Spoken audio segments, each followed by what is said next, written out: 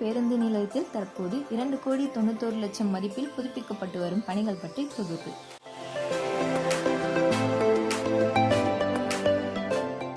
தற்போது பேருந்து நிலையத்தில் உள்ளே நடைபாதையில் மார்பிள்ஸ் கொண்டு புதுப்பிக்கும் பணி சிறப்பாக நடைபெறுகிறது.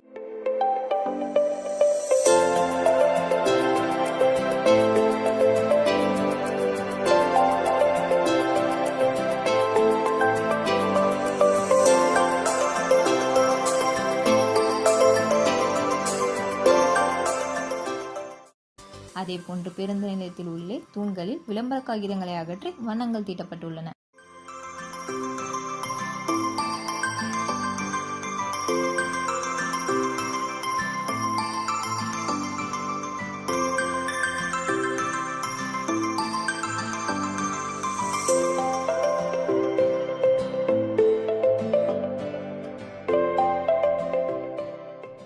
விழுப்புரம் நகராட்சி நூற்றாண்டு பொன்விழா கொண்டாடிய அடையாளமாக பேருந்து நிலையத்தில் நகராட்சி நூற்றாண்டு பொன்விழா நுழைவாயில் அமைக்கும் பணி நடைபெறுகிறது.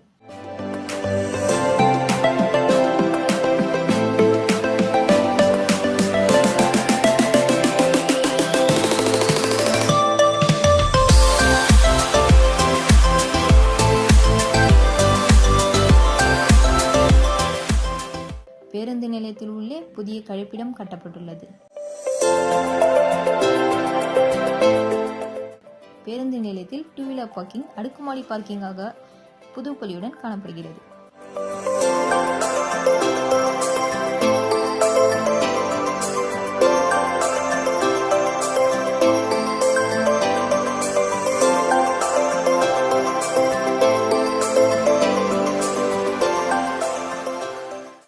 விழுப்புரத்தில் மழை என்றாலே புதிய பேருந்து நிலையம் மழைநீரில் மூழ்கி அதன் பழைய தோற்றமான ஏரி போன்றே காட்சியளிக்கும். தற்போது மழைநீர் தேங்காமல் இருக்க நடவடிக்கை எடுக்கப்பட்டுள்ளதாக நகராட்சி அதிகாரிகள் கூறுகிறார்கள். தொடர் மழை வந்தால் இவர்கள் செய்த நடவடிக்கை பற்றி தெரிய வரும். தென் மாவட்டங்கள் வட மாவட்டங்கள் இணைக்கக்கூடிய பேருந்து நிலையம் விழுப்புரம் பேருந்து நிலையம். ஒவ்வொரு நாளும் பல ஆயிரம் மக்கள் பயணிக்கும் இடம். ஆனால் இங்கு இரவு நேரங்களில் பொதுமக்கள், குழந்தைகள், பெண்கள் பாதுகாப்பாக தங்குவதற்கு இலவசமாக தங்குமிடம் இல்லை. விழுப்புரத்தை சுற்றி பல கிராம மக்கள், சிறு குறு வியாபாரிகள் இரவு நேரங்களில் பேருந்து நிலையத்தில் உள்ள நடைபாதையில் உறங்குவதை காண முடிகிறது. இவர்களின் அனைவரின் நலன் கருதி அரசு உடனே இலவசமாக தங்குமிடம் தர வேண்டும் என்பதே அனைவரின் கோரிக்கையாக உள்ளது.